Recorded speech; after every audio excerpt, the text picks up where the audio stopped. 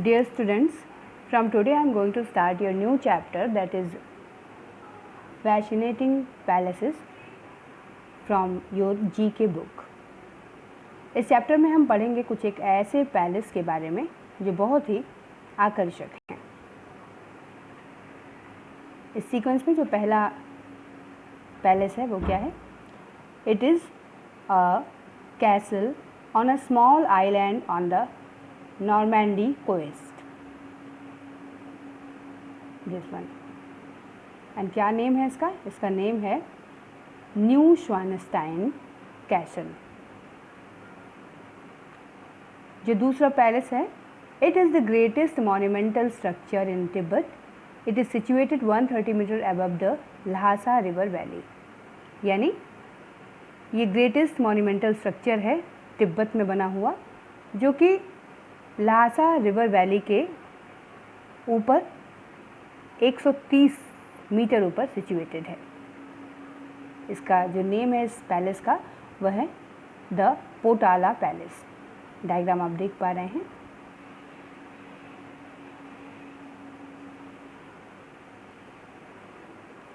उसके बाद ये एक पैलेस है, इसका नेम है Mount Saint Michael. It is a castle on a small island on the Normandy coast. ये कहाँ सिचुएटेड है? ये फ्रांस में सिचुएटेड है. और ये फिगर नंबर 1 का ये जो कैसल है ये है, it was the inspiration for Disneyland's sleeping beauty castle. It was built by Ludwig II और इनका दूसरा नाम बावरिया भी है. डिज्नीलैंड की जो स्लीपिंग ब्यूटी कैसल है उसी से इंस्पायर होकर के इसको बनाया गया है. और ये किसने बनाया है? ये बनाया है लुडविग II ने, जिसका नाम है न्यू श्वानस्टाइन कैसल.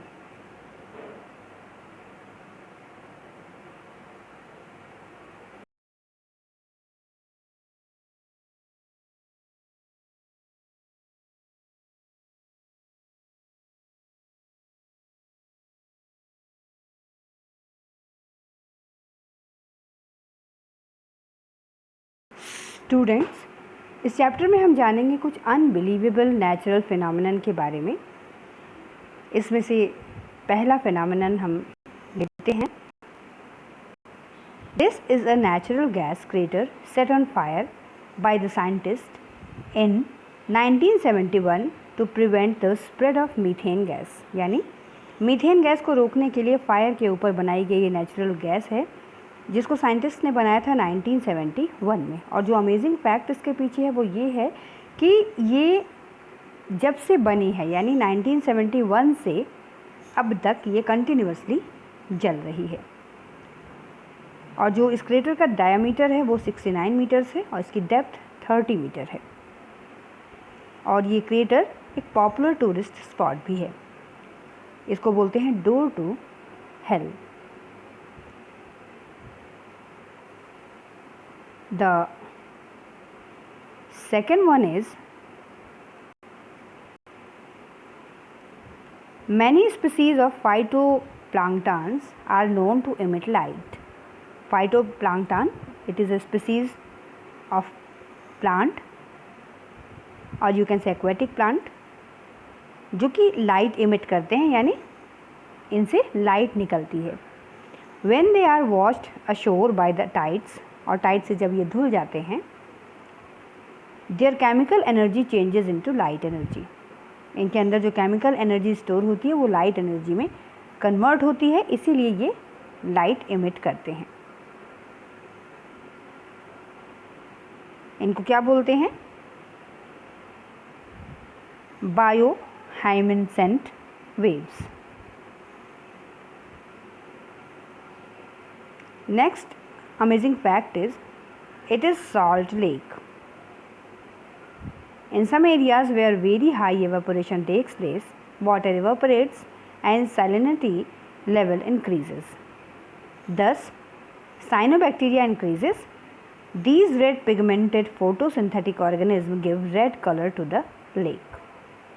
यानी ये एक salt lake है यानी नमक की झील। और कुछ एरियाज़ में इसके जहाँ पे बहुत ज़्यादा इवेपोरेशन होता है, तो इवेपोरेट होने की वजह से जो इसकी सैलिनिटी लेवल है वो इंक्रीज़ हो जाते हैं, यानी जो इसका नमक का लेवल है वो बहुत ज़्यादा इंक्रीज़ हो जाता है और इससे साइनोबैक्टीरिया भी इसमें इंक्रीज़ हो जाते हैं। इसीलिए ये रेड पिगमेंटेड जो है फोटोसिंथेटिक ऑर्गेनिज्म पूरी लेक के कलर को रेड में कन्वर्ट कर देते हैं, इसीलिए इसको रेड लेक भी बोला जाता है।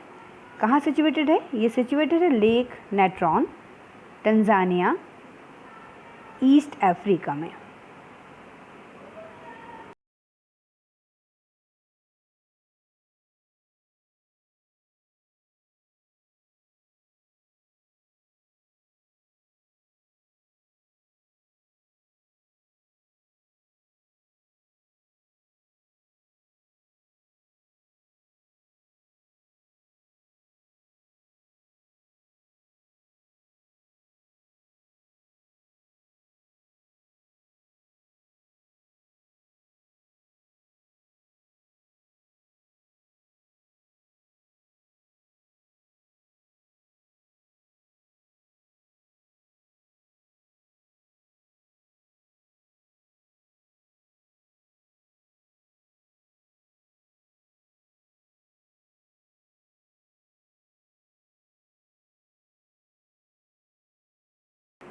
ये नेक्स्ट अमेजिंग फैक्ट है फ्लेमेबल आइस बबल्स के बारे में, जो कि सिचुएटेड है लेक अब्राहम में, कनाडा में। ये you are able to watch this one in the diagram that white bubbles are formed when the dead organic matter on the lake bed releases methane gas. यानी जो lake है उसमें जब methane gas release होती है तो उसके थोड़े ही गहराई में जो वाटर है वो फ्रीज़ हो जाता है, और यही जो फ्रीजिंग किया हुआ वाटर है ये डेडली इफ़ेक्ट के साथ ऊपर दिखता है। यानी दिखता तो है आइस ड्रॉप्स जैसा, आइस क्यूब्स जैसा यू कैन से, और आइस सर्कल जैसा, बट ये टच करने पे महसूस नहीं होता है। ठीक है। These bubbles are highly flammable with deadly effects. यानी देखने में तो लगते हैं कि हाँ आइस के बबल्स हैं, बट टच करने पे ये हमें महसूस नहीं होगा। Okay students.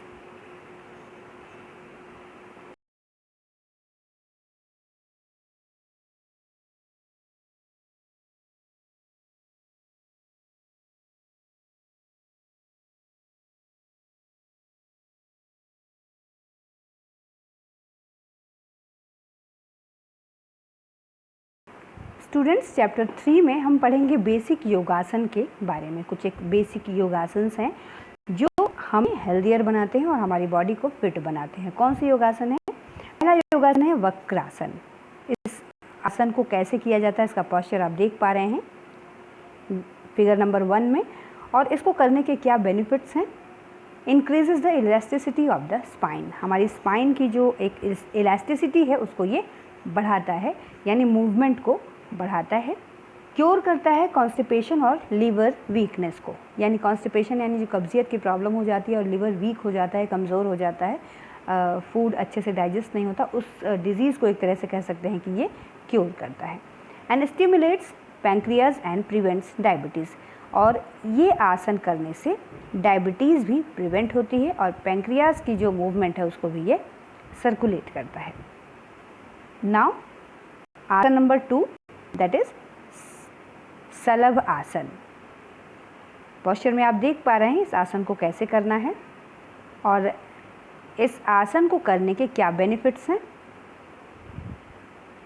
इस योगासन को करने से जो फ्लेक्सिबिलिटी है बॉडी की वो बढ़ती है and strengthens the entire back. पूरा जो मेरा बैक साइड हम लोगों का होता है उसकी जो स्ट्रेंथन करता है, यानी उसकी जो शक्ति होती है उसको भी ये जो प्राणायाम है आप कह सकते हैं या योगा है वो बढ़ाता है। और अगेन कॉन्स्टिपेशन को भी ये क्योर करता है, यानी कॉन्स्टिपेशन की प्रॉब्लम को भी सही करता है। और ये शलभ आसन हमारे शोल्डर और आर्म्स की भी स्ट्रेंथ को बढ़ाता है, जैसा कि आप इस फिगर में देख पा रहे हैं। इसलिए हमें रेगुलर बेसिस पे ये जो योगासन हैं उनको ज़रूर करना चाहिए। अपनी बिज़ी लाइफ में से थोड़ा सा टाइम निकाल के डेली मॉर्निंग में अगर ज़रा सा टाइम हम दें तो निश्चित रूप से बॉडी का पोस्चर भी सुधरेगा और हमारी बॉडी लेथार्जिक नहीं रहेगी, बहुत ही एक्टिव रहेगी। ये अगला आसन है भुजंगासन। किस तरह से इस आसन को करना है आप देख पा रहे हैं। इसके बेनिफिट्स क्या हैं? Stimulates the digestive organs to function well, reduces belly fat. जो बेली हमारी है, यानी जो हमारी एक तरह से बोल सकते हैं पीठ के पीछे का जो पोर्शन है, उसमें जो फैट इकट्ठा हो जाता है उसको ये रिड्यूस करता है यानी कम करता है, और डाइजेस्टिव ऑर्गन्स को स्टिमुलेट करता है यानी एक्टिव करता है।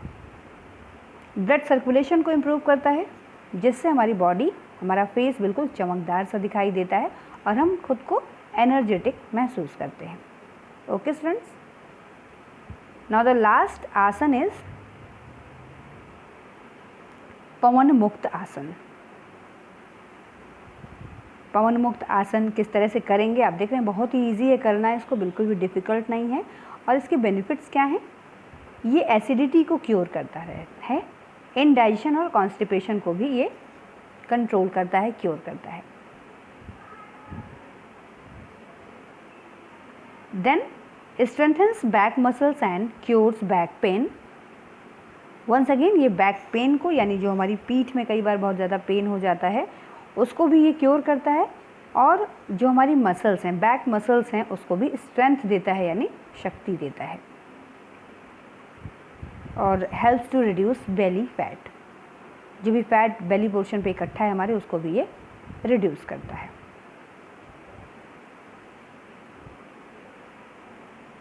क्यों हमें ये योगासन्स करने चाहिए? Develop the habit of doing pranayama daily.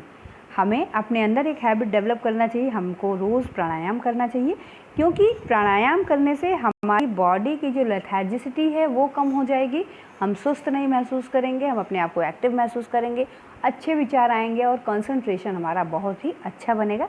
इसलिए हमें प्राणायाम करना चाहिए। Okay students.